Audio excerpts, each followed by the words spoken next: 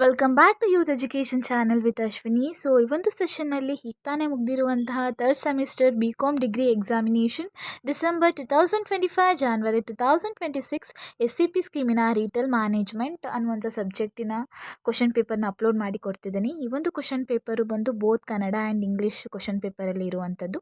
So ಈ ಒಂದು question paper ನೀವು ಬರೆಯುವಂಥದ್ದು 80 ಮಾರ್ಕ್ಸಿಗೆ 20 ಮಾರ್ಕ್ಸ್ ಫ್ರಮ್ ಯುವರ್ ಕಾಲೇಜ್ ಅಂತ ಹೇಳ್ಬೋದು. ಇದು 3 ಅವರ್ಸ್ ಇರುತ್ತೆ ಎಕ್ಸಾಮು.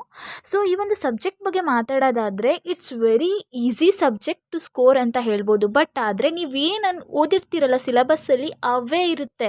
ಬಟ್ ಆದರೆ ಕ್ವಶನ್ ಪೇಪರ್ನ ಸ್ವಲ್ಪ ಟ್ವಿಸ್ಟ್ ಕೊಡ್ತಾರೆ. ಅಂದರೆ ನೀವು ಸ್ವಲ್ಪ ಅರ್ಥ ಮಾಡಿಕೊಂಡ್ರೆ ನಿಮಗೆ ಅಲ್ಲೇ ಆನ್ಸರ್ ಸಿಕ್ಬಿಡುತ್ತೆ. ನೀವೇನು ಓದಿರ್ತೀರಲ್ಲ ಅದೇ ಇರುತ್ತೆ, ಅದೇ ಬಂದಿರುತ್ತೆ. ಬಟ್ ಆದರೆ ಕ್ವಶನ್ನ ಸ್ವಲ್ಪ ಟ್ವಿಸ್ಟ್ ಮಾಡಿದಾಗ ನಿಮಗೆ ಕನ್ಫ್ಯೂಷನ್ ಸ್ಟಾರ್ಟ್ ಆಗುತ್ತೆ.